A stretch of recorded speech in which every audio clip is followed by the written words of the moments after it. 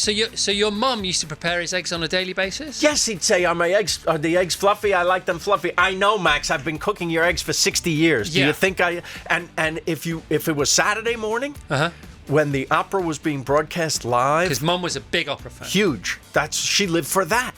She would say to him, Max, you can wait. I'm listening to the opera. Right. I'm listening. If I came in, a little kid, Mom, I broke my arm. I'm listening to the opera. On a Saturday. On my dad's tombstone, yes, it says, are my eggs fluffy? And on her tombstone next to him, it says, I'm listening to the opera. Oh, come on. Virgin Radio. Our next guest is the legendary writer, presenter, creator who has proved conclusively that everybody loves Raymond and everybody needs somebody feed Phil. His new UK tour, An Evening with Phil Rosenthal, begins tomorrow in London. And we could never have our Phil when the show is full of Phil Rosenthal. Oh, let's hear it for Phil. Look at all the people. The happiest person we've ever had on the show. I love it here so much. I love you. I remember you from last time I was here 2 years ago. Yeah. And 2 years ago, I was here on my birthday. I know. And you gave me one of those Colin Caterpillar cakes. So today, I learned something. Okay. It's your birthday. It is indeed. I brought you a Colin Caterpillar. Yes! What's better than one Colin the Caterpillar cake? It's 3. This is our third one today. By the way, on my birthday, you were my first stop. Yeah. The first of 4 cakes I was given that day. Same ones. Same exact. I never want to see that damn cake again. It's delicious. Will this ever feature on Somebody Feeds Phil, this cake? It should be. And I know how to eat it. I know if you're a chocolate guy like me, you eat the head or the butt. Yeah. And that's where the chocolate is concentrated. Just like in real life. Phil, it's so good to see you again, man. Thank you. You are literally such an infectious force for good and joy. Your story is amazing. Your conversation, I've been banging on about it all show, with Ted Danson on his podcast, Where Everybody Knows Your Name, which I wasn't even aware of. I'm a big podcast fan. But I have a podcast too. I didn't know that either. Naked Lunch. I didn't know that. With David Wild, the Rolling Stone reporter. Well, I didn't know this. You should come on. Well, I'd be happy to. That'd be great. We can Zoom and it doesn't matter where you are in the world. When are you back home, by the way? April 20. Because I'm going to I'm going on my house, you were going to say. Well, I'm going on Saturday. This Saturday? To Los Angeles. Yeah, I'm not there. I know. You can use the house. What are the chances? No. But... I'm there for 2 weeks, but I think I come back the day you. I come back here the day you go back there. Well, that's stupid. This is just the worst. We have to arrange it so that I'm there when you're there. This is terrible. Because I want to take you to eat. No, I know, and you invited me to your place last time, and blah blah blah. And you didn't come. I didn't come. I apologise because I wasn't sure whether you shy. No, I wasn't sure whether you meant it. But then I heard your podcast with Ted Danson. Yeah. And you and he are friends now, and then you told that great story about Mel Brooks and Cary Grant. Can you just? There's loads of questions. God. It's so much better when Mel Brooks tells it. Yeah, but you should go on YouTube and just watch Mel Brooks. He tells it every talk show appearance he's ever had. Right. But the gist of it is he meets Cary Grant on the lot, and Cary Grant is so excited to meet him, to meet Mel Brooks, and Mel Brooks can't believe it. Yeah, can't believe it. Cary says, you want to come have lunch? And they go and have lunch, and he orders, his usual... I forgot what the order was. It was something very plain, and Mel gets something else. And then they talk. And Mel can't believe it. They talk about, I like, what color do you like? Oh, I like this color. I like that color. What car do you drive? I drive this car. I drive that car. And then the next day, the phone rings at Mel's office. Cary says, that was such fun. Let's have lunch again. And he can't believe it. He's going with his best friend. They're skipping to lunch. And then the third day they have lunch again. And on Friday, the phone rings in Mel's office. It's Cary Grant, says his secretary. And Mel says, tell him I'm not in. Because he's done with Cary Grant. He's done with his. That's such a good story. I'm afraid that's how you're going to feel about me. No, well, you and Ted Danson have a similar thing going on at the moment, don't you? Because you are friends, but you haven't seen each other for a while. Yes. You're worried that you might be falling into a Mel Brooks situation, or is he the Mel Brooks? Are you the Cary Grant? You don't know which way round it is. I'm probably the Cary Grant in the situation, meaning he'll get sick of me first. All right. Phil is on to talk about philrosenthalworld.com. And because I look like Cary Grant. Yeah. Somebody feed Phil, and you do a great Cary Grant impression, which you didn't do for us then, but you do. You're a great mimic, aren't you? I can do a few things. Just give us a Cary Grant. Give us a... Hey, Mel, you coming to lunch or something? Hello, Mel, come to lunch. So that's very good, isn't it? That's not great. It's not bad. I'd do a better Brando as the Godfather. Go on then. Don't ever take sides against the family again. You do quite a good Raymond as well. Oh, no. Right, the London Palladium, London when? The London Palladium tomorrow is when? Yeah. Somebody Feeds Phil, the tour. April 2nd at the London Palladium. Come on, let's do listen, it. Yes. They've had the best entertainers in the world have played there. Elton Yeah. John played there last week. Uh-huh. There's a famous Judy Garland concert there. Everybody's played there. So I have to ask, what happened to the Palladium? What's wrong with that? What, from booking you? Yes. Letting you in? Yes, what am I doing there? I think you'll be fine. I think, people might expect a bigger show that I'm ready to deliver. Now, you're very well travelled around the world with Somebody Feeds Phil in its 7th season, by the way, and as good and as strong as ever. But on Thursday after London, you're going to Brighton. Now, Brighton's Yes. on the south coast, and you're Never going been. to go to the south coast in the sunshine, man. On Thursday, we're going to have 22 degrees here. Beautiful. Yeah. Should I jump in the water? Yeah, please do. Go ahead. Yeah. Then you're going to Birmingham on Friday the 4th, and Tuesday Yeah. the 8th, you're going to Liverpool. Yeah. Wednesday, Manchester. Thursday the 10th, Newcastle. Saturday the 12th, Glasgow. Thursday the 17th, Belfast. Saturday the 19th, Dublin. Now, none of this would be happening if Phil's dad hadn't been funny one right. night at an open mic situation. You heard that story. Please tell us the story. The story is my mother was on a date Yeah. with a fella, and there was amateur night at this club in New Jersey. Mm-hmm. And this skinny guy who worked in the garment center with his dad, and his father's father had been a tailor, so he was a tailor too, but he loved telling old jokes. So he got up an amateur night and told the jokes. And Helen Auerbach was watching this kid and said, "He's funny. I think I like him more than the guy I'm on this date with." And so that was Max Rosenthal, and I wouldn't be here if he wasn't funny on that night. Oh, my God. So thank the I Lord owe for humour. everything Yeah. to his sense of humor and my mother's sense of humor because she recognized it. I think a sense of humor is our most underrated trait as human beings. Well, it can solve so many problems. It can solve nearly all the problems in the world. I think so. Yeah. I think food is the great connector. Yeah. And then laughs are the cement. Well, you said talking to Ted, this could be a highlight of the Ted Danson conversation because you say Somebody Feeds Phil. Yes, it's a food show, but it's a people show that gets in under the sort of magic cloak of food, because that's what you're doing around the world. You're meeting all these wonderful people, and food is culture, and culture is connection, and of course you get the food, but you actually get the people first and foremost, and they may be cooking the food for a living, it may be part of their character, it may be part of their lineage, but the point is you get the story of the people as well as what's on the plate. The food and my stupid sense of humor is just the way in. Yeah. To get you the real message. Yeah. Season 7, Texas. Oh, yes, please. One big barbecue or... Oh, that was fun. Austin, Texas. Austin, Texas, yeah. Yeah, we did that. My brother put me in a race car, and that was horrible. This is the worst thing that And ever then you happened put to him me. in the race car? Yeah. he wanted the exterior. I did one lap, and it was 187 miles an hour. Yeah. I'm an old man. I'm not built for that. That was terrible. The way you describe that is so interesting because you are right. I've done loads of things with cars, some famously, some infamously. Have you gone that fast or yeah, faster? I've gone faster than that. Yeah, and it's so funny because you are right. It looks smooth, but it's like being in a war. It's like being in multiple car accidents. Yeah, all at once. Yes, in because the name of fun. It's not fun for me. No, I think know. it's fun for the driver. Did you drive fast? I've driven fast and I've been a passenger as well. The passenger part is horrible because you have no control over what's happening to you. You don't know what's going to happen. Exactly. And it's brutal. Yeah. And the braking is the thing, isn't it? Unbelievable. It's like hitting a wall every time it happens. That's what I mean. Multiple car accidents. Because professional drivers don't stand on the brakes. They jump on the brakes, like almost with both feet, more than you and I could ever do, even if we had sort of lead boots on. And the anxiety for someone who hadn't done it before, you think something's very wrong because that's what it feels like before you're in an actual accident. Yeah. And then just as they brake, because they usually brake just before they turn. Yes. And then they turn, but they sort of don't turn. It's really strange, isn't it, Phil? I don't like it. I don't like it.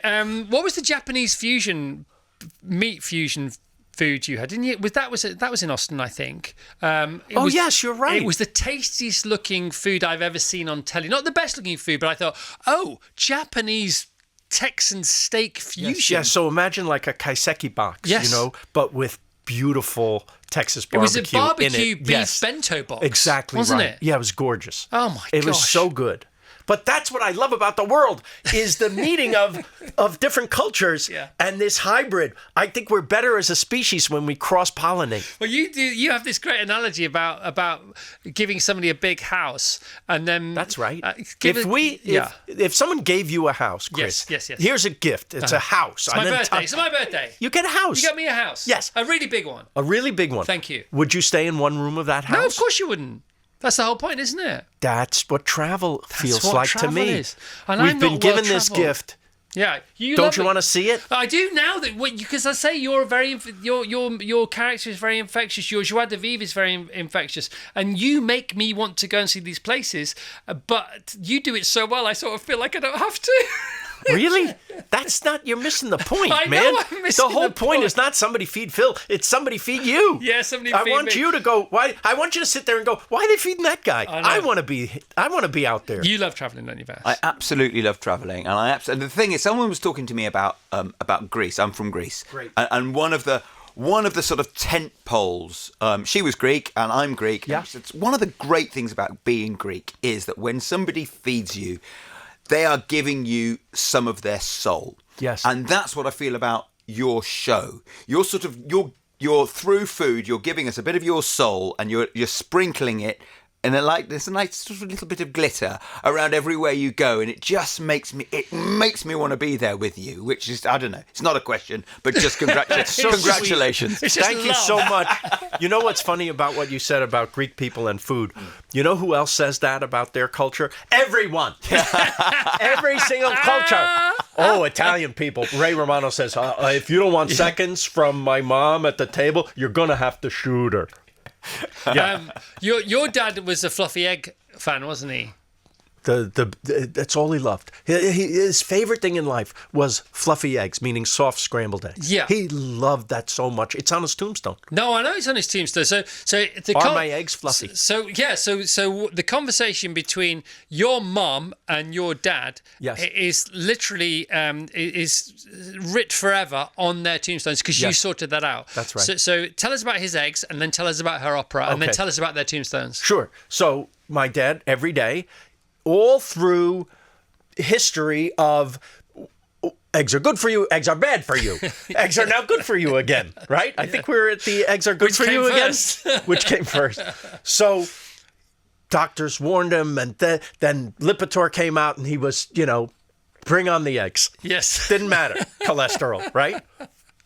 In fact, I was eating a salad once with him at lunch, and he was having a giant corned beef sandwich. He goes, "What are you eating that for?" I said, "Well, the doctor said my cholesterol's a little high." And he said, "Why don't you just have a Lipitor and eat what you want?" So now I kind of do. Yeah. I have a half a Lipitor a night, and it's I'm advertising Lipitor. By the way, it's not the only thing Phil has at night, but we'll get onto those cookies in a moment. Hello. Back to the eggs.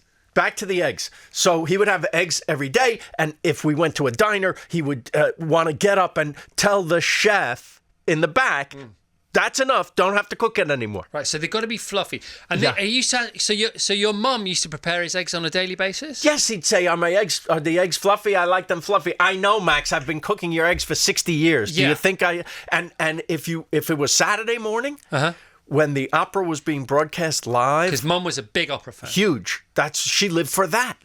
She would say to him, "Max, you can wait. I'm listening to the opera. Right. I'm listening. If I came in, a little kid, Mom, I broke my arm. I'm listening to the opera." On Okay. a Saturday. On my dad's tombstone, Yes. it says, "Are my eggs fluffy?" And on her tombstone next to him, it says, "I'm listening to the opera." Oh, come on. As if Phil Rosenthal couldn't get any nicer. When did you decide to do that? When they died.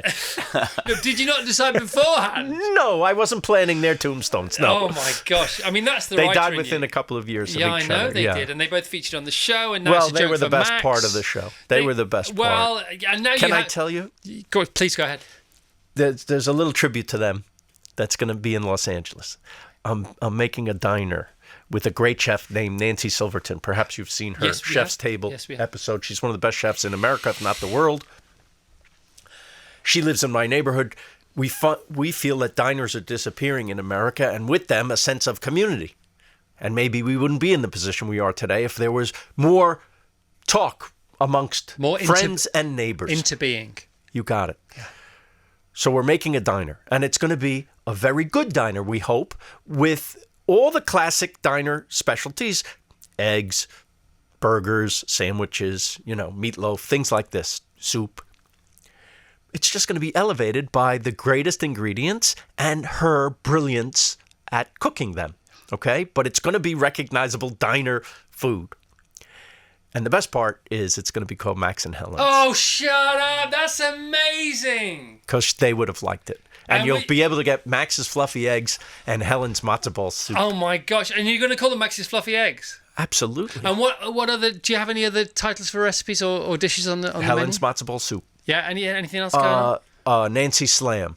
Nancy Slam is, there's a famous diner chain in America called Denny's, and they have a Grand Slam. So this is Nancy's Slam, which is her pancakes. You get 2 of each: 2 pancakes, 2 bacon or sausage, 2 eggs any style. Wow. And that's gonna. I'm gonna be there. Whereabouts is it?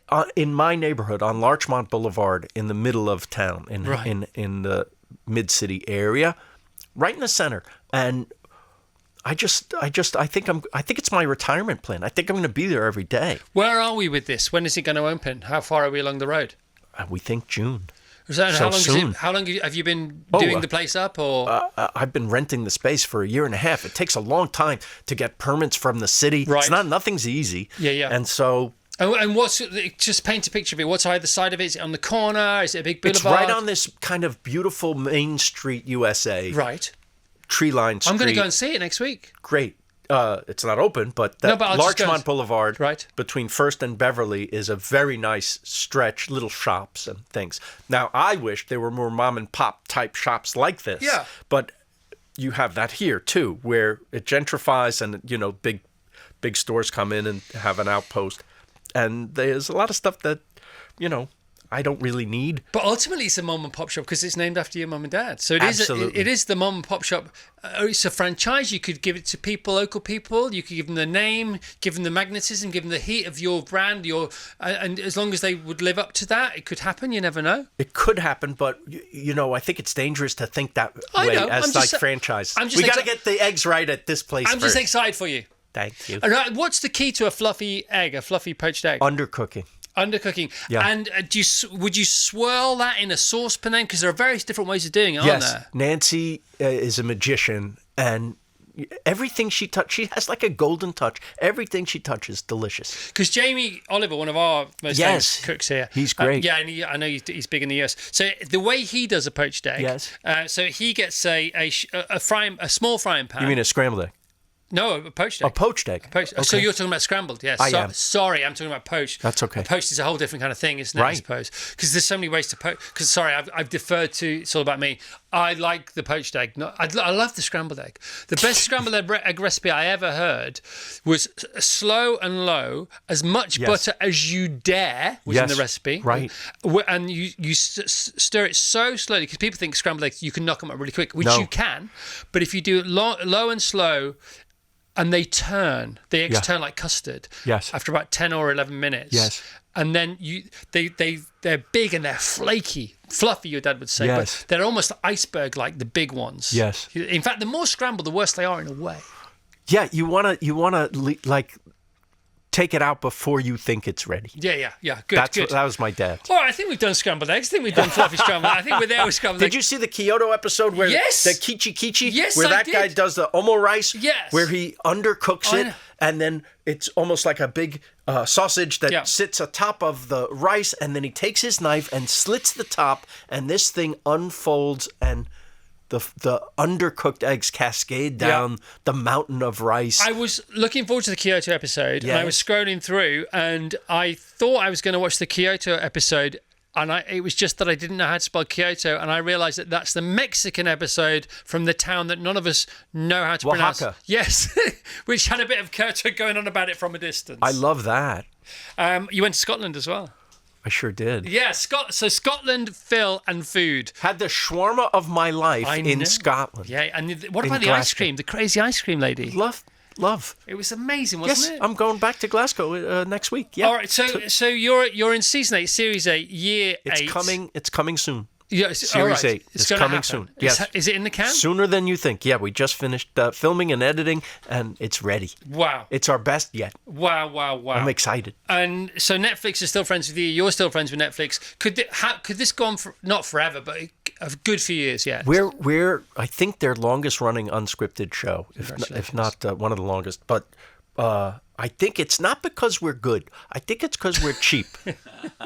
No, it's because you're good and cheap. It's the perfect combination. If you are cheap. My wife says that's why she married me. Yeah. And because you're funny. During an evening with Phil Rosenthal of Somebody Feed Phil, UK and Ireland dates coming up: London, Brighton, Birmingham, Philharmonic Hall in Liverpool, Manchester, Wow. Newcastle, Glasgow, Belfast, and Dublin. I can't believe it. Over the next, And I just finished Europe. Yeah, I did 10 or 15 days. How Oh does my that God. manifest? What is a couple of hours with you like on stage? It's like having me in the car with you.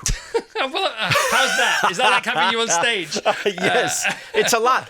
I want to tell people when they come, like, what do you do? Yes, like, what is the please. live show? I want to tell them I come out with a paper bag and the lights come up and I take out a sandwich and I eat it and I leave. That's the show. Okay, come on. What really No. happens? They show a little 5-minute highlight reel. And then you come on. That's Are you fun. already on? Or No, they show that first, then I come on, and then I come with a moderator, and tomorrow night it's Jesse Ware and Lenny Ware Beautiful. are the moderators Wow, here, that and I is love amazing. them. I did their podcast the same day I met you. They're wonderful and hilarious to me. So you'll have a chat then, We have a chat and for, Q&A from the audience. and then the second half of the show is Q&A with the audience, which is my favorite part because people are fantastic and funny and great, and kids come too. Beautiful. I don't know why I appeal to Because you kids, appeal to everyone. but- Because I think if there was a reincarnation of Mr. Rogers, you would be at Phil Rosenthal. I don't know how you feel about that. He was the sweetie pie. Yeah, I mean, I knew of him, but I know you. I never met him. He was he's so, just- and his legacy is still one of love and kindness and inclusion. And if you can find some clips of him on YouTube, you may not know Mr. Rogers Well, the here. movie was out, wasn't it? The famous film. Yes, film was but out. watch him. Watch him, the real deal. Well, yeah, I think you have that going on. I think that's why you are ageless. You sort of can communicate with everybody because you communicate beyond words. It's your energy, and your energy is it's indefinable, but you can't misinterpret it. It's just joy. It's just goodness. Another question for you, right? Actually, let's go for this one. Out of the FAQs from the audience, your Q&A moments, what is the most frequently asked question? A little girl asked it this way. She got up in, I think it was Washington, D.C. She got up to the mic and she said, "May I ask you a question?" I said, "Yes, dear. What is it?" She goes, "How come you're not fat?" Right. I changed my question then, didn't I? Because I was going to ask you that, and I thought I'd go to the FAQ first. I was literally going to ask you that question. All right, so what's the answer, Phil?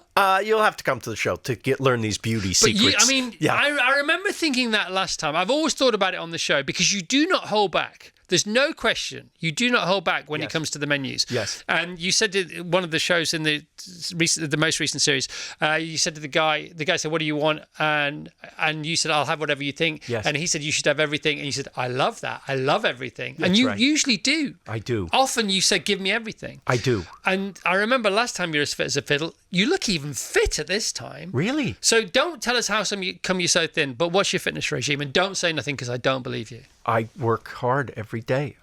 Before I came here, I was up at 7 a.m. So what do you do? And I was in the gym for an hour with weights. I have a regime What that is I it? do. Just weights, just all different exercises with weights. And I gradually build up to heavier weights till I'm doing, what's this called? Chest presses Yep. with 100 pounds. I can do that. And these are skinny little arms. Yeah. And I've built, over the last few years, and then I walk a lot every walking day. is so good for you, isn't it? I'm not on the Ozempic. I'm not on any of that stuff. Yeah. Everything is, No, I take you're some firm, supplements. man. Yeah. Nothing though, like bodybuilding. I don't take any of that stuff. Just natural stuff. I take my, supplement drink Shakes every and day. all that stuff, yeah. It's just a green powder that I put We in have water. AG1, we have That's it. Yeah, AG1 we have. Yeah. Yeah. We have AG1, we have creatine, and that's about it. And then we just loads of fruit, loads of vegetables. But it's mostly weights, would you say? I would say that the older we get, Yeah. this is a fact that we lose muscle mass. So important. So the weights are actually more important than the cardio. Than anything. Yes. Yeah. So I do that. But there are other things that I have to do, like control myself when I'm not filming. So I get that. So there's a real sort of there's a real method to it. Movie night at your house, Yes. right? You've always been, it is a showbiz You gotta thing. come. And I'd love to come. And now you've got a proper movie thing going on. But you've always done this from the age of 15. That's right. So what's the most frequently shown movie over the years of the 5 decades of Yes. Rosenthal movie nights? That's a great question. What movie have we shown repeatedly? Spielberg watches Lawrence of Arabia Every once year. a year. You Yes. know that? Do you know that Peter O'Toole came to movie night? I did not know that. He came. We were friends.